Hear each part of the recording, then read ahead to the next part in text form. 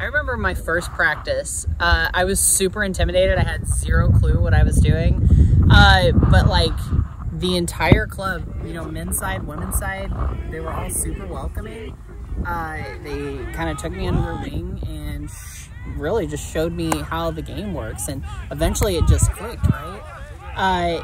And you know, it is from the outside, it's such an aggressive game, but once, you know, the 80 minutes are up and the match is over, like, you've got friends for life. Like, you know, you could hit somebody so hard on the pitch, but afterwards, what I always like to say is, like, you know, you could hit somebody super hard, but then you just buy them a drink afterwards and, you know, you're good to go. And I mean, you make friends all over the world, enemies, like, but once, you know, like I said, the 80 minutes are up, you know, you're friends again. You know, you sing songs and you have drinks with each other and you just kind of enjoy that fellowship community.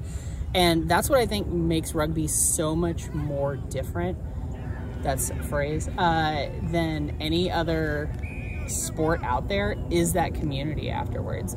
Because, you know, you all kind of go through, it's kind of traumatic, right? But you kind of go through like this shared thing and you kind of talk about it.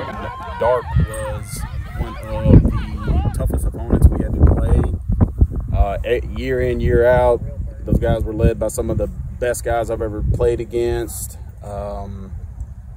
And when I found out I was moving to Dallas 4 years ago, I knew somehow, some way, I was going to be playing for DARC.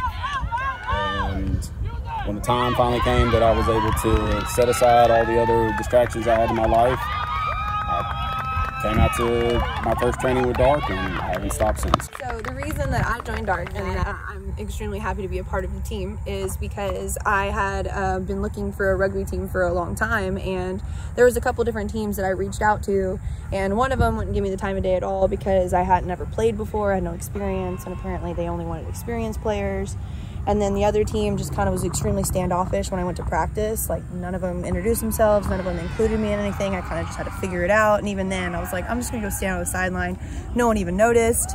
So it just wasn't the environment that I was trying to be in. So when I found out that we recruited people at Pride, that was something I was all about, because I'm all about support for the LGBT community. I want to be a part of anything that has to do with that. And then it just seemed like those would be the type of people I want to be around.